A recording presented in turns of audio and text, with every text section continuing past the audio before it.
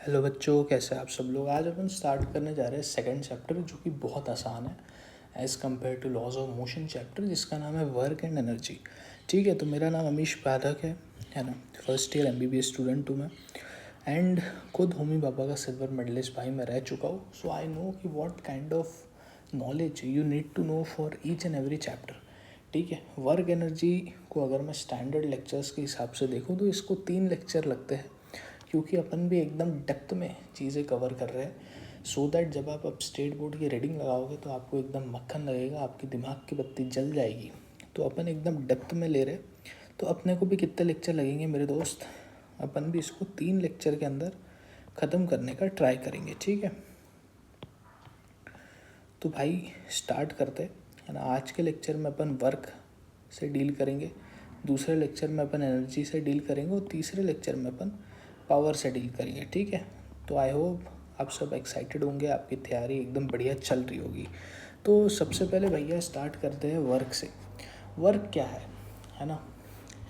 अगर घर पे बोला जाए, है ना, कल के दिन अगर मैं बोलूँ कि तुम घर से गए तुम्हारे ऑफिस में और ऑफिस से वापस घर आ गए, तुमने बोला अपनी मम्मी को कि माँ आज मैंने ना बहुत काम किया, है ना, आज ना बहुत ज़्यादा काम था। लेकिन अगर तुम्हारी मम्मी फिज़िक्स पढ़ी हुई है तो मम्मी तो बोलेगी बेटा तूने तो 0 वर्क किया। अब तुम बोलोगे हैं आपको क्या दिख नहीं रहा, मैं घर से गया जॉब करने, एंड मैंने वहाँ पे इतना काम किया, फिर मैं एकदम ट्रैफिक में वापस घर आया, और आप कह रहे हो भाई तूने तो 0 वर्क डन किया।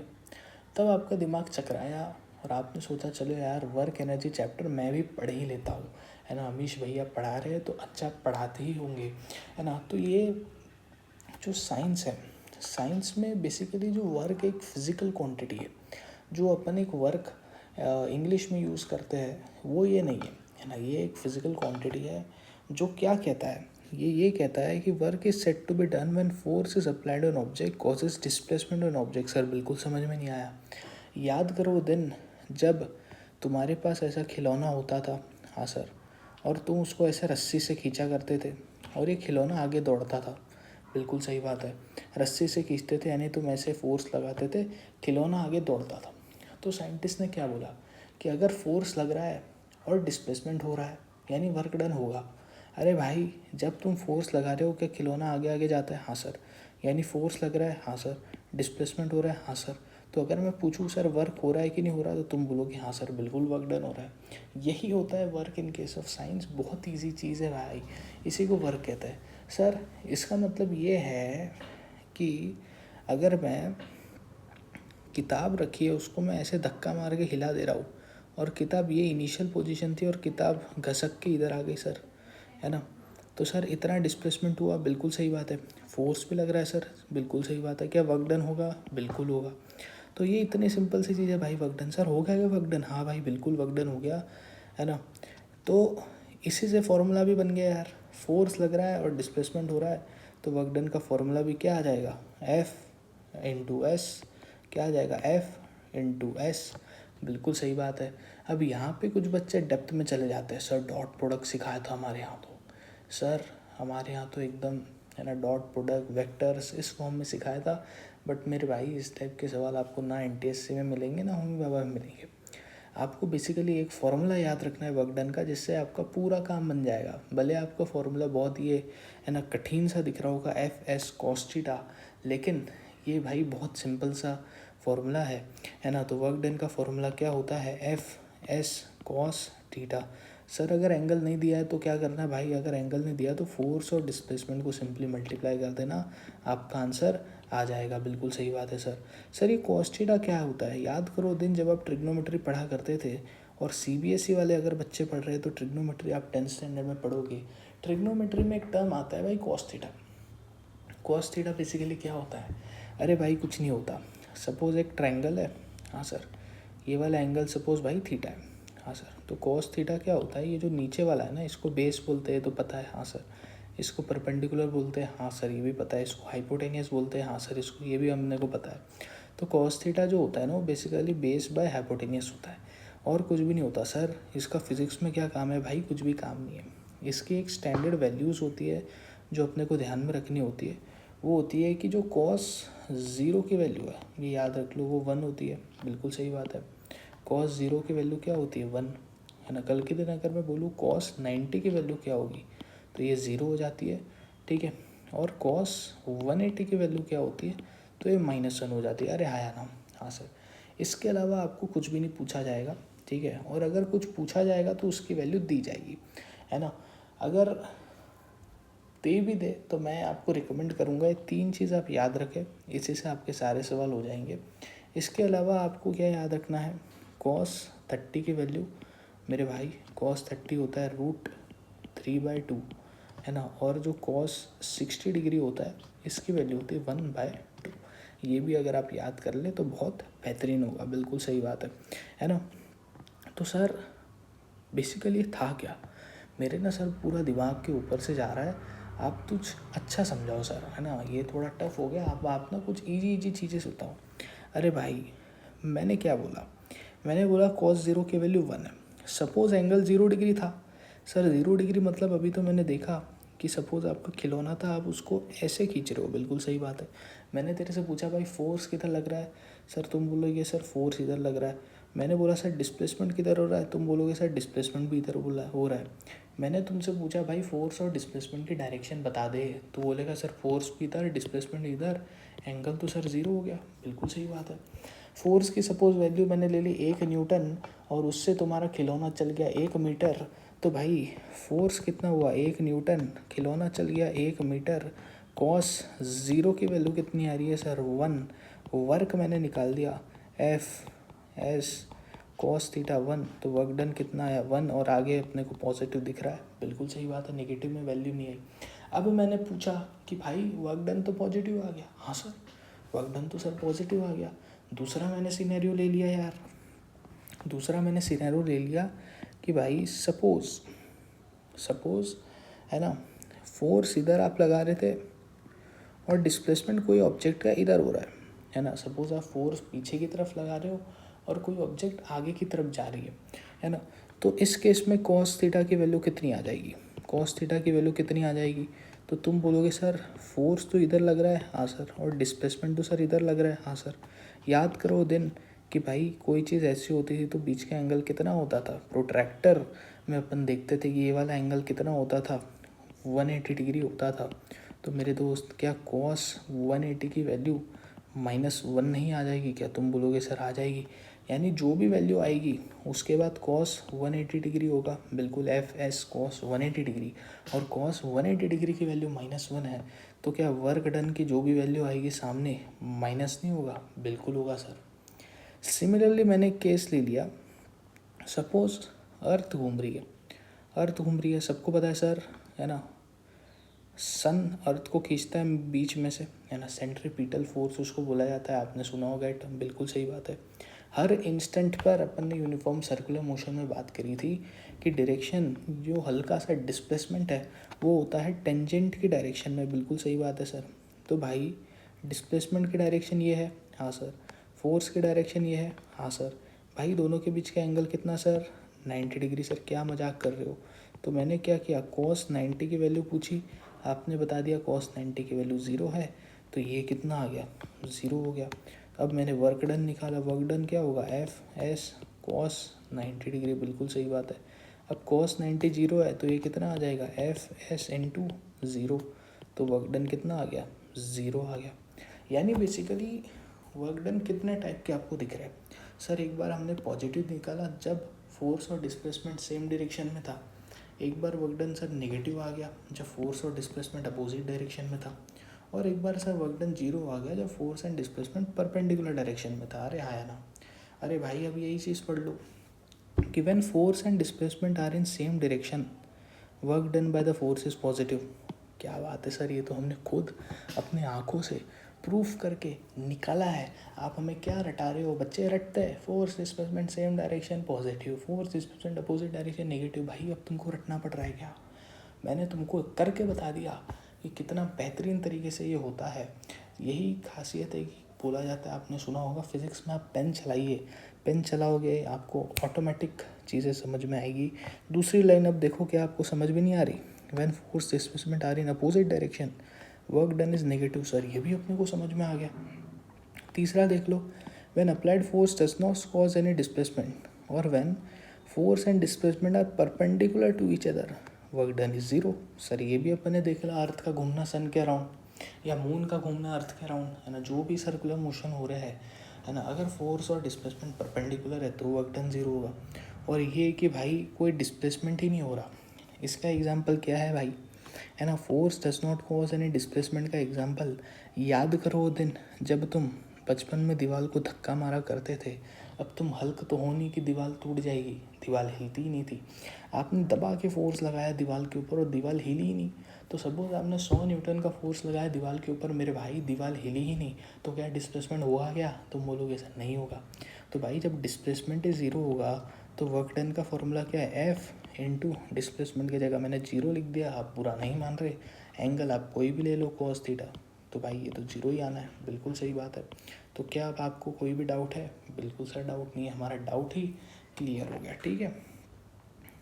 अब यूनिट ऑफ वर्क डन क्या होगी, है ना, देखो भाई ये इतना बड़ा पैराग्राफ है ना, ये आपने को नहीं पढ़ना है भाई, इसका मैं समरी आपको बता देता हूँ कि ये बेसिकली है क्या, है ना। तो यूनिट ऑफ वर्क डन अपन क्या करेंगे भाई, वर्क डन होता है फोर्स इनटू डिस्प्लेसमेंट।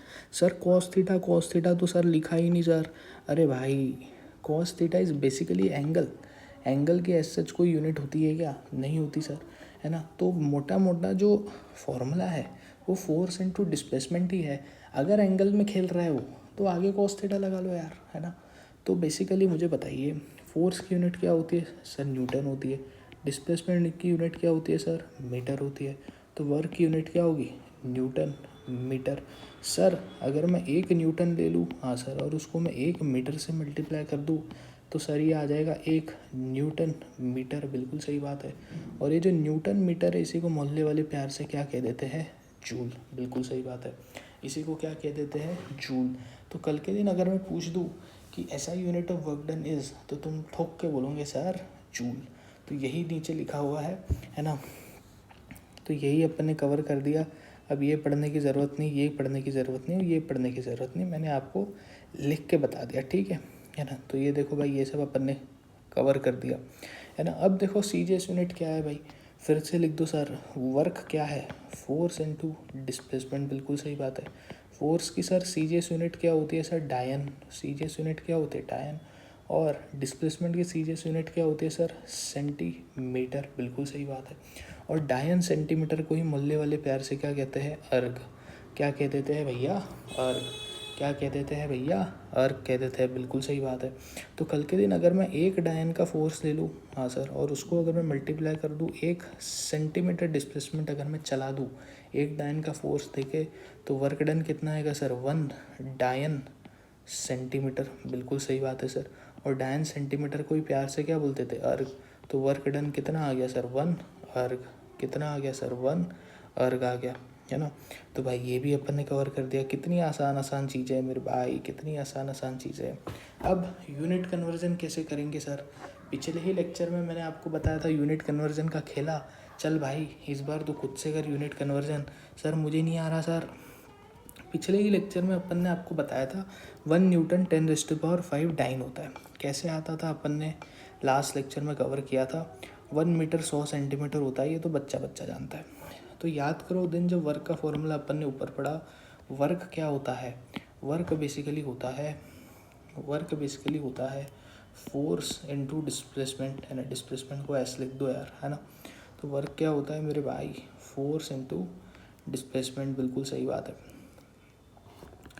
1 जूल अभी मैंने देखा कितना होता है? 1 न्यूटन मीटर, बिल्कुल सही बात है ना।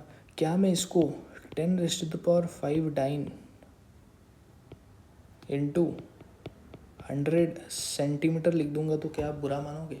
अरे भाई 1 न्यूटन होता है 10⁵ डाइन, तो 1 न्यूटन को मैंने क्या लिख दिया? 10⁵ डाइन लिख दिया। और 1 मीटर को मैंने क्या लिख दिया? 100 सेंटीमीटर लिख दिया। सर हम बिल्कुल बुरा नहीं मान रहे। अरे भाई कल के दिन मैं इसको 10⁵ इंटू 10⁵ जो कि 100 है डायन सेंटीमीटर लिख दूंगा तो क्या आप बुरा मानोगे? सर हम बिल्कुल बुरा नहीं मान रहे। और इसी को अगर मैं 10⁻⁷ डायन सेंटीमीटर लिख दूंगा तो क्या आप बुरा मानोगे? सर अब भी हम बुरा नहीं मान रहे। याद करो दिन जब 9 सेंटीमीटर अपन ने पढ़ा था कि सर यही तो सीजीएस यूनिट है और इसको मोहल्ले वाले प्यार से क्या कहते हैं सर? अर्ग कहते हैं। तो अगर मैं इसको प्यार से 10⁻⁷ अर्ग लिख दूँ तो क्या अब आप बुरा मानोगे? बिल्कुल नहीं मानेंगे। तो भाई 1 जूल की वैल्यू कितनी आ गई? 10⁻⁷ अर्ग आ गई। क्या इसमें कोई बड़ी बात थी क्या? नहीं सर। इसमें कोई बड़ी बात थी क्या मेरे भाई? नहीं सर। तो इसको अपने को क्या करना है? याद करना है। लेकिन अपने को रटना है क्या बैठ के भाई तोते जैसा? नहीं। अपने को ये पेन से खुद से इसको राइट करना है। अपने को राइट 2 टाइम्स, इसको अपने को 2 बार लिखना है। ऑटोमेटिक ही आपको चीज़ें चमकने लग जाएगी। ठीक है, अब आगे अपन बढ़ते हैं। इस टाइप की जो बॉक्स है वो आपको भाई बहुत अच्छे से पढ़ना है। ये तो मैंने आपको पहले ही बता दिया कि भाई अगर कोई भी सैटेलाइट मूव करती है, सैटेलाइट गोल गोल मूव कर रही है अर्थ के अराउंड, हाँ सर, अर्थ इसको बीच में खींच रहा है, बिल्कुल सही बात है। बहुत छोटे समय में सैटेलाइट ऐसे चलेगा भाई एकदम हल्का सा, तो उसकी डिस्प्लेसमेंट होती है टेंजेंट डायरेक्शन में, बहुत छोटे समय का अगर मैं लूँ तो। बिल्कुल सही बात है। अरे भाई फोर्स इधर लग रहा है, हाँ सर। डिस्प्लेसमेंट ऊपर हो रहा है, हाँ सर। दोनों के बीच में एंगल 90 डिग्री है, हाँ सर। तो भाई क्या कॉस 90 की वैल्यू 0 नहीं हो जाएगी? बिल्कुल सही बात है। तो सर क्या work done F S cos 90 यानी कि एफ एस इंटू 0 यानी कि क्या ये 0 नहीं हो जाएगा? बिल्कुल हो जाएगा। तो कल के दिन अगर मैं पूछे कि work done by gravitational force during revolution या ड्यूरिंग सर्कुलर मोशन या ड्यूरिंग सैटेलाइट मून अर्थ, ऐसे अलग अलग तरीके से घुमा के देगा, तो क्या वो 0 नहीं आएगा? सर बिल्कुल 0 आएगा। दूसरा चीज़ theoretical point, national physics laboratory है भाई, तो ये अपने को पता होना चाहिए। Functions under council of scientific and industrial research, ठीक है। मेन ऑब्जेक्टिव क्या है? Is to establish national standard of various physical quantities, ठीक है। तो ये सब चीज़ें होती है मेरे भाई, एंड आई होप आपको समझ में आ रहा होगा। ये work energy chapter is one of the easiest chapter, है ना। लॉज ऑफ मोशन से तो भाई बहुत इजी है। ये चैप्टर का इन्वेंशन ही हुआ था न्यूमेरिकल को इजी करने के लिए, है ना। अगले लेक्चर में अपन एनर्जी पढ़ेंगे, जिससे आपको पता चल जाएगा मैं ऐसा क्यों कह रहा हूँ। अब ये वाला एग्जांपल लेते हैं यार, सॉल्ड एग्जांपल ले लेते हैं, सो दैट आपको सब पता चल जाए कि जो आपने पढ़ाया आपने किस लेवल पे जाके पढ़ा है ना। आपको देखना यूँ सॉल्ड एग्जांपल हो जाएंगे, है ना। तो पहले अपन टफ वाला लेते हैं भाई, सॉल्ड एग्जांपल, है ना। तो Praveen has applied a force of 100 newton. बिल्कुल सर, फोर्स लगा रहा है 100 न्यूटन का, है ना। 100 न्यूटन का सर क्या लगा रहा है? फोर्स लगा रहा है, बिल्कुल सही बात है ना। And at an angle of 60 degree. तो भाई सबसे पहले तो आप अंडरलाइन करो, अगर आपको होम्योपैथी एग्ज़ाम में टॉप करना है तो लिख के काम नहीं करेगा। ये मैंने अपने क्वेश्चन सीरीज़ में आपको बताया था। आपको अंडरलाइन करना सीखना होगा कि हाँ भाई फोर्स मैंने 100 न्यूटन दे दी, एंगल 60 डिग्री दे दिया टू द हॉरिजॉन्टल। अब क्योंकि ये पहला लेक्चर है, पहला क्वेश्चन है, तो ये मैं आपको प्रॉपर गिवन लिख के करके बता देता हूँ कि भाई फोर्स कितना दे रखा है। इधर लिख देता हूँ, फोर्स दे रखा है सर 100 न्यूटन, बिल्कुल सही बात है। एंगल कितना दे रखा है? 60 डिग्री टू हॉरिजॉन्टल। इसका मतलब क्या है? हॉरिजॉन्टल सबको पता है सर, सीधे को बोलते हैं हॉरिजॉन्टल, और ऐसे इसको क्या बोला जाता है? वर्टिकल, ठीक है। अगर मैं कल के दिन पूछूँ ये क्या है, तो ये है हॉरिजॉन्टल, और ये क्या है, तो तुम बोलोगे दिस इज़ वर्टिकल, ठीक है, दिस इज़ वर्टिकल, ठीक है। ठीक है मेरे भाई। तो क्या बोला गया है मुझे बताइए? 60 डिग्री हॉरिजॉन्टल से, यानी यहाँ से कितना लग रहा है मेरे भाई? 60 डिग्री लग रहा है। कितना लग रहा है? 60 डिग्री लग रहा है, बिल्कुल सही बात है। कितना न्यूटन फोर्स? 100 Newton force. अब ऑब्जेक्ट कितना डिस्प्लेस करा टू द हॉरिजॉन्टल डायरेक्शन, ठीक है। यानी कि जो ऑब्जेक्ट था, सपोज ये कोई ऑब्जेक्ट था, ये कितना चला? हॉरिजॉन्टल डायरेक्शन, यानी इस डायरेक्शन में डिस्प्लेस हुआ, बिल्कुल सही बात है। यानी ये डिस्प्लेसमेंट है और ये फोर्स है, बिल्कुल सही बात है। और फोर्स और डिस्प्लेसमेंट के बीच का एंगल कितना है भाई? 60 डिग्री है। And 400 joule of work is done. Work भी कह रखा है कि भाई 400 जूल लग गया, बिल्कुल सही बात है। तो डिस्प्लेसमेंट कितना हुआ? याद करो दिन जब अपन वर्क का फॉर्मूला पढ़ा करते थे सर, वर्क होता है F इंटू एस, लेकिन अगर कॉस एंगल कुछ दे रखा है सर, तो आगे अपन लिख देते हैं कॉस थीटा, बिल्कुल। वर्क डन की वैल्यू दे रखी है 400, फोर्स दे रखा है मेरे भाई 100 न्यूटन का, 100 न्यूटन का। डिस्प्लेसमेंट अपने को पूछा है और एंगल है दोनों के बीच में 60 डिग्री और कॉस 60 की वैल्यू दे रखी है 1/2। तो अगर मैं यहाँ पे 1/2 लिख दूंगा, बिल्कुल सही बात है। इसको जब आप सॉल्व करोगे तो 2 से ही आ जाएगा 50 टाइम्स, और एस की वैल्यू कितनी आ जाएगी, 8 मीटर्स आ जाएगी। कितनी आ जाएगी, 8 मीटर आ जाएगी। कितनी आ जाएगी मेरे भाई, 8 मीटर आ जाएगी। ठीक है, तो आई होप आपको इस समझ में आ गया होगा कितना आसान है। एंड हॉरिजॉन्टल मतलब ये होता है इस डायरेक्शन में डिस्प्लेसमेंट हो रहा था, हॉरिजॉन्टल से 60 डिग्री पे फोर्स लग रहा था, बिल्कुल सही बात है। तो एफ एंड एस के बीच का एंगल कितना हो गया मेरे भाई, 60 डिग्री हो गया। फॉर्मूला में अपन ने पुट किया, अपन ने निकाल लिया। ठीक है, दूसरा एग्जांपल जो और ज़्यादा इजी है वो अपन देख लेते हैं कि work done to take an object of mass, है ना। मास कितना दे रखा है भाई, 20 kg दे रखा है, बिल्कुल सही बात है। To a height of 10 metre, है ना। एच की वैल्यू कितनी दे रखी है, 10 मीटर दे रखी है। वर्क डन अपने को निकालना है ना। तो भाई बेसिकली देखो, वर्क डन अपन कैसे निकालेंगे। ठीक है, अब देखो इन्होंने ये स्पेसिफाई नहीं किया कि वर्क डन किसके कारण निकालना है, लेकिन इन्होंने ये भी नहीं दिया है कि फोर्स कौन सा लग रहा है। तो भाई अपन ने जो फोर्स पढ़े हैं अपन तो वही ले जाएंगे। तो सपोज ऑब्जेक्ट क्या था, ऑब्जेक्ट क्या था,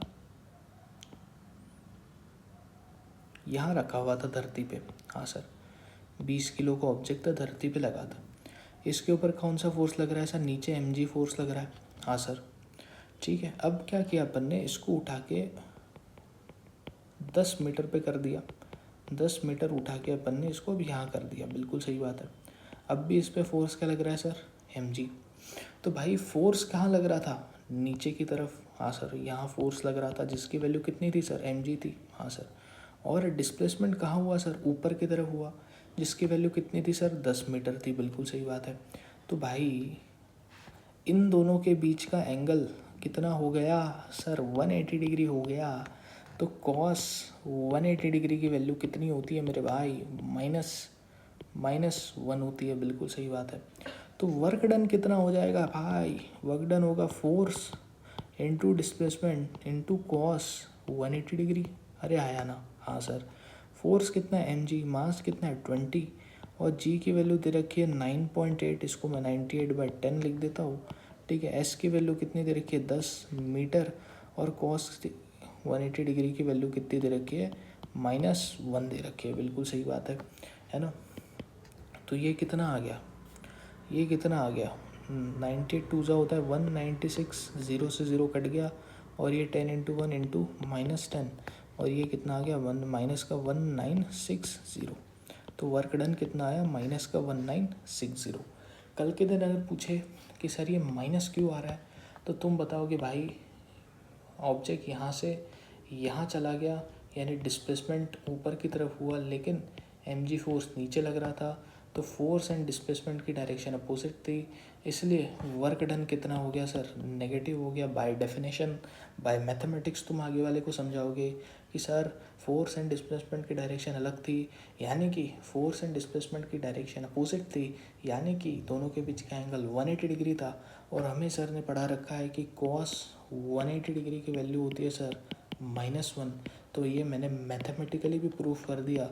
और बाय डेफिनेशन, यानी कि force and displacement are in opposite direction and work done is negative, by definition भी अपन ने बता दिया। तो आई होप आपको ये समझ में आ गया होगा। दूसरे लेक्चर में अपन एनर्जी पढ़ने वाले भाई, अटेंडेंस पूरी रखो, ठीक है। Thank you so much. Like करें, सब्सक्राइब करें, नोट्स के लिए मुझे हाई भेज दो यार, डिस्क्रिप्शन में ईमेल है, इंस्टा आईडी है, रीच आउट टू मी, है ना, शेयर करिए। Thank you so much.